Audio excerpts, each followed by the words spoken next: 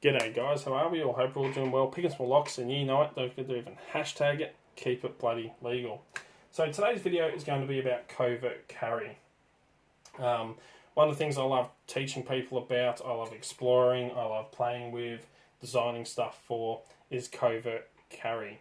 Carrying stuff on you to defeat security products, locks, and stuff like that, completely covertly, that no one's going to know what it is, it's not going to stick out. It is hidden in plain sight, in other words. So I could make this a big ass bloody video covering a lot of stuff, but I wanted to keep just a couple of items. Pretty much pockets, wrists, and hands. And what you can hide in everyday objects to be able to defeat a lot of variations in locks. So first thing I wanted to cover is keys. Keys are something that everyone has, everybody carries on them. They are an inanimate object that nobody thinks twice about. Everyone has keys. But having the ability to open up a lot of locks is, and covertly, is a great bloody thing to have on you. So master keys are one of the best forms of covert carry because they are hidden. No one thinks twice about them. No one looks twice at keys. I can throw this down the side and no one's going to think, oh, they're just keys. No one's going to think, oh, wait, what are these keys for? No one really thinks twice about them. So having covert keys, or keys as a covert carry, is fantastic. I carry a lot of master keys, I admit. This is way more than what you actually probably need to carry on you. But a lot of mine is for training and teaching purposes, for demonstrations. I carry all the master keys that I cut and sell at dalp.com.au, and a few other master keys that I don't sell, that I carry, and some that aren't used here in Australia, but for display, demonstration purposes and, teach people about it, I carry them anyway. For example, the Ford key for the Ford police and taxis in America. We don't use this key here in Australia. I haven't come across a Ford here. Most of the Fords here are all Tibi locks that I've seen. But to show people like this key and what they can open, tell them about it, they go, wait, what? How did you get your hands on that? For that purpose, I carry them. But for covert carry, master keys are fantastic. And even for covert entry. For example, the LF8 master key that I cut and sell opens up 95% of filing cabinets and a hell of a lot of toolboxes and some car. It opens up a shitload of locks, trust me. Anything that pretty much runs an LF key, more than likely is going to be master wafered or master keyed to the LF8 master key. But it's a covert carry because it's just a key that no one's going to think twice about. It can get you into a hell of a lot of stuff. But it's also great for covert entry because you think about it, if you're in a office building and you've got filing cabinets around you that hold sensitive information, for example, and this is all for educational purposes only, and you see somebody standing over one of the filing cabinets and they're moving their arm up and down, it's going to stand out and you're going to be like, wait, what are they doing, and the noise they're making, more than likely they're jiggling open the lock. If you see them there with a pick and tension, and more than likely they're picking the lock. It kind of sticks out quite a bit. But putting a key in the turning and opening it up makes you look like you're meant to be there. And it doesn't give doesn't make as much noise and doesn't show as much as what. It's more covert than trying to pick or jiggle open a lock. But for a covert carry, because no one thinks twice about keys, definitely a handy bit of kit to have. For everyday items, for everyday use, everyday carry, for the whole covertness of them, absolutely fantastic and a must-have. So, that's that. When it comes to picks, now, for me, I go master keys before I try and sleeping latches and stuff before I try picking the lock. I'll go for the quickest option that I can. Picking the lock sometimes is the longest it takes, and not quick. It's not the most covert either. But if you have to carry lockpicks on you covertly, Covert Companion is a great option to have because it's small, it's covert, it's compact, a lot of stuff in one little thing. And you can hide it with your keys. If I had that sitting on the side like that, no one's going to look at it twice. No one's going to think about it because it's all hidden. You know, it's covert. The Chaos cards, I carry one in my business wallet. Yeah, it is covert, as in it just slides in your wallet. It can be hidden. But, you know, once you use it, take the pics out, they can't be put back in. So another great way to covertly carry them is to stick them onto the back of an old bank card, an old hotel key, something that's stiff and rigid. Put your pics, bit of duct tape on the back of that, slide it in. So for example, the James Bond credit card set, we've all seen it, we've all probably played with one.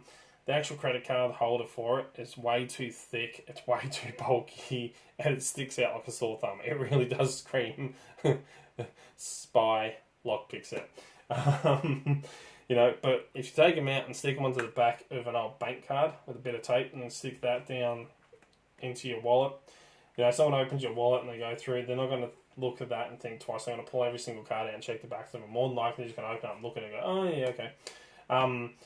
And if you know, but it can be set off by metal detectors. I have been told, now don't quote me on this because I'm not 100% sure because I haven't actually tested it, but by all accounts, the titanium picks, those little titanium picks that you can get, some makers make them, most of the time they don't get set off by those metal wand detectors.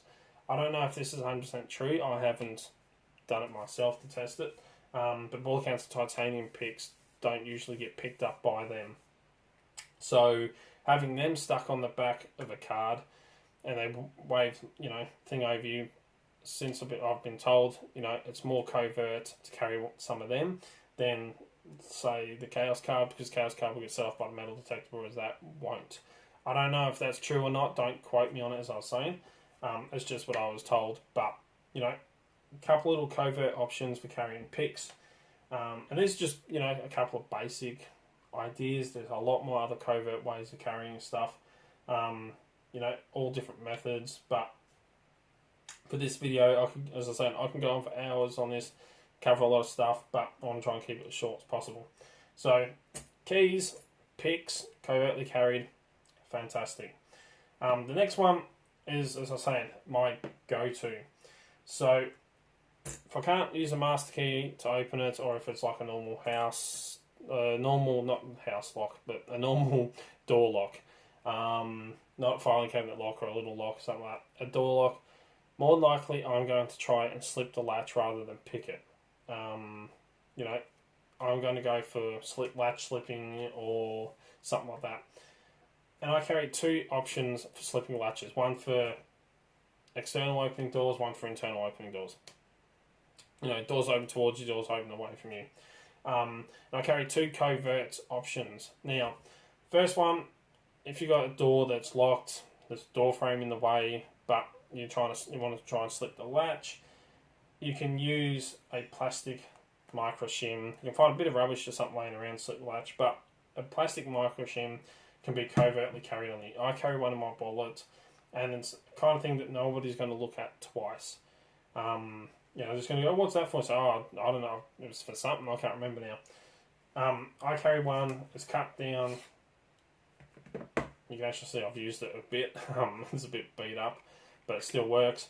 Fold it in half, cut it down, fold it in half, so it's the right size to fit into your wallet. You know, it's covert, it's hidden away, no one thinks twice about it. Metal detectors aren't going to get set off by a bit of plastic, but you can slip quite a lot of latches with that. And it's hidden, again, covertly carried. The other option, which is my go-to, because a lot of the locks that I slip latches on, open towards me, and you know, I wanted to design something, and actually myself and Killer Marie come up with this. We designed the Viking Slim Jim band, which you've all seen, I've spoken about, but for covert carry you cannot get much better than this, I admit. I wear one every single day. It's actually the one I wear. I've tried to get people's attention with it. I've worn it around everywhere. I've shown it off to people, and they just go, oh, that's a really cool looking bracelet. They don't think twice about it. But, you know, I've demonstrated slipping latches with it. Not just me, people in America. For example, Lock Camp over in America. The guy that runs that, I sent him one. He used it for demonstrations at security conferences and stuff like that. And people were blown away about it. They're like, wait, that's just a bracelet you're wearing. And he's like, watch this, slips the latch. And they're like, wait, he grabs it, folds it, puts it back on his wrist. No one knows any different. They're like, wait, what did you just do? Well, isn't that just a bracelet? No one picks up on it. It is so covert that it is not funny. It looks cool. It's stylish. I've had people go, oh, that's really bloody cool. Where'd you get that from? I'm like, oh, I made it. But at the end of the day, it is a Slim Jim band. It is just a Slim Jim that you can use. The slip open latches. It is covert because no one thinks twice about it. Great option to have. They're available, again, deup.com.au. But for covert carry, something like that no one looks twice at is the definition of covert carry. It is hidden in plain sight. So a really, really good option to go for. Slipping latches, a lot more covert than trying to carry one of the biggest Slim Jim bands in your back pocket or something like that. You can get the ones slide in your wallet and stuff like that. There's smaller hall pass and stuff. But for me, something like that looks like a bracelet is much more covert and a lot more fun to carry. Comes in handy as well. So, attack the locks themselves, picks, keys, latches, Slim Jim beans, plastic shims, stuff like that. Are all well and good. What if you come across a RFID lock? If you want a covert option for RFIDs, tags and stuff like that, yes, you can get the implants. Now, I would. I'd love to get the implants, but I am absolutely petrified of needles, so there's no way I'm going to get the implants, especially if you see the size of the freaking needle they give you for that, which is like the size of this follower. I'm not going to be getting the implants anytime soon, because, they are massive needles they need to use. But it is completely covert because it's hidden right in the flesh parts of your hand, and no one's going to look twice because it's just your hands. But if you're like me, petrified of needles, but you still want that option to covertly carry an RFID card on you, you can carry dongles, you can carry swipe cards and stuff. They stand out. They're kind of, I actually have one right here. Now, this is part of my everyday carry, and I wear it all the time. No one notices it. No one pays that much attention to it. It's an RFID ring. This is a low frequency. So I can actually just use this. I can program this for low frequency swipe cards, which are the most common ones to see around here. And I can use that to swipe open or swipe onto locks, touch locks, to use RFID for the program to it, and open it. It looks just like a ring. People look at it and they go, oh, that's a really cool ring. Where'd you get it from? Oh, it's got it from the market kind of thing. But it's so covert because it just looks like a basic ring that, no one would think, and everyone freaks out and tell them it's an RFID ring, and then I show them, put up against RFID card or something, or reader, and they're like, how do you fit a card into that? And I'm like, well, they do. You can even make it even smaller, the grain of rice, and put them in your bloody hands. But for covert carry, if you don't want to get the implant option, a ring like this is a ceramic one. I wear it all the time. Does not come off. Except for just then. But covert carry because no one thinks about it. If I'm red teaming or something like that, or, trying to gain entrance into a building, I can program this ring, use it to swipe in. People just see your hand go up, or visitor's card or something like that, just go like that and open the door. They think it's a visitor card that's getting you access, but it's actually something that you've taken. Hotels, if you don't want to carry your hotel key around on you, and you have the ability to copy it onto your ring, then you can use your ring, gym cards. A lot of gyms have swipe cards to get in. You want something that's small or covert, carry on you, no one's going to look twice to try and take off you or something like that. Or you could lose a ring, great option to go for covert carry. So that's just a couple of basic little things for you. It's just something I wanted to cover. Ways to covertly carry stuff on you to defeat a lot of stuff. A lot of locks and security products. Master keys, great covert carry. Hiding picks in ways that it makes more covert to carry. Ways of slipping latches. Again, great method. Defeats a lot of locks. Personally, I will use a master key. If I can't use a master key, I will go for the latch, to slip the latch. Before, my last resort was always picking the lock, because you can do damage to locks by picking them. We all know the risks we play. That's why we never pick locks that are in use. A key isn't going to damage the lock like a pick would. Slipping the latch more than likely isn't going to damage the internals of a lock as much as picking the lock would. And stuff like that. So these are the reasons why I carry these bypassing methods quicker, and stuff, and I rather use them than lock picking and stuff like that for not just covert carry, but for covert entry. But anyway, let us know in the comments down below, what forms of covert carry do you do? Do you have any other ideas? Other options to covertly carry stuff on you, disguised as everyday objects that no one thinks twice about. I mean, trust me, a lot of this stuff, I've tried to get people's attention with it, draw their attention to what it is, and they just go, oh, that's nice, or oh, it's just keys, and I'm like, wait, but watch this, and they go, wait, how the hell did you do that? It's all part of, I'm like, it's covert carry, and stuff like that. People get amazed by how you can hide so much stuff on you covertly and use it to defeat a lot of stuff, and people just get amazed by it.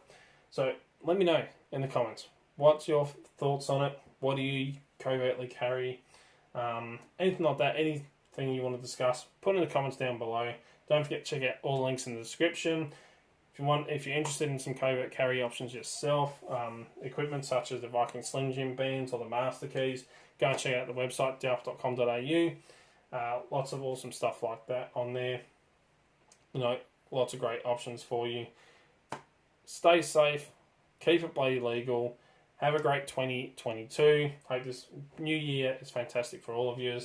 Filled with lots of locks and picks and keys and everything else that we enjoy. Please, if you like what you see, don't forget to give it a thumbs up. Really do bloody appreciate it.